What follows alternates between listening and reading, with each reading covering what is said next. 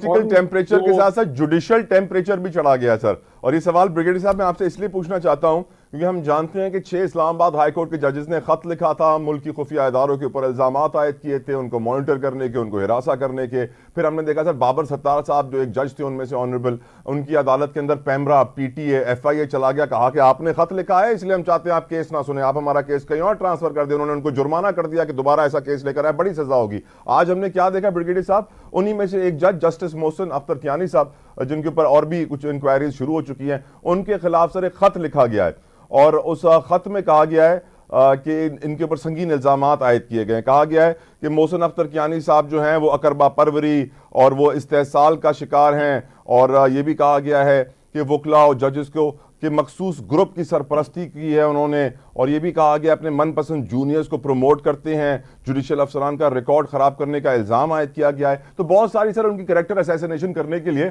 अदलिया के अंदर से ये खत जनरेट हुआ, इस्लामाबाद हाई कोर्ट को गया है। तो मेरी नजर में सर अब वो जो 6 जजेस थे जिन्होंने संगीन इल्जामात लगाए थे, अब उनको एक एक करके जो है ना सजा मिलेगी। आपको ऐसा लग रहा है सर?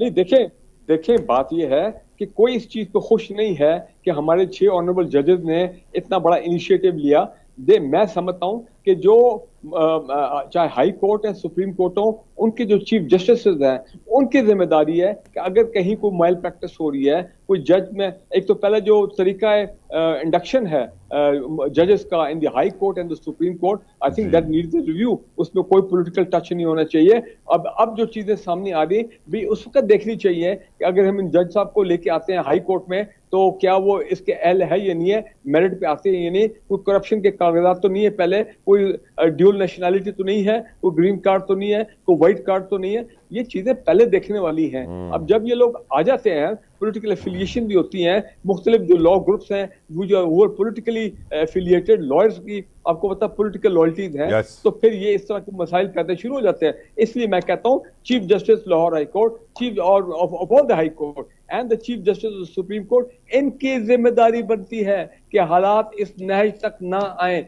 क्यों आए? अगर कहीं पे कोई बात होती भी है तो जनाब आफ्टर हमारा माशरा है और हम सब इसी के रहने वाले हैं, तो वो मामला वो कहते हैं ना, पहले ही आप मामले को लुक इनटू करें, पहले ही मामले को हल कर लें ताकि मामला तूल ना पकड़े और ये नौबत ना आए कि जजेस को इस किस्म के खत लिखने पड़े और फिर चीफ जस्टिस सारी दिन जो है वो जनाब आपकी लाइव ट्रांसमिशन कर रहे हैं। और मोहतरम हमारे चीफ जस्टिस साहब बड़ी अच्छी गुफ्तगू करते हैं, बहुत अच्छी गुफ्तगू करते हैं, लेकिन भाई हम ये कहते हैं कि हल निकालें ताकि इस तरह की सूरत हाल दोबारा पैदा ना हो। Thank you brigadier retired Farooq Hamid साहब, आपने अपना कीमती वक्त हमारे लिए निकाला। प्रोग्राम में ब्रेक हम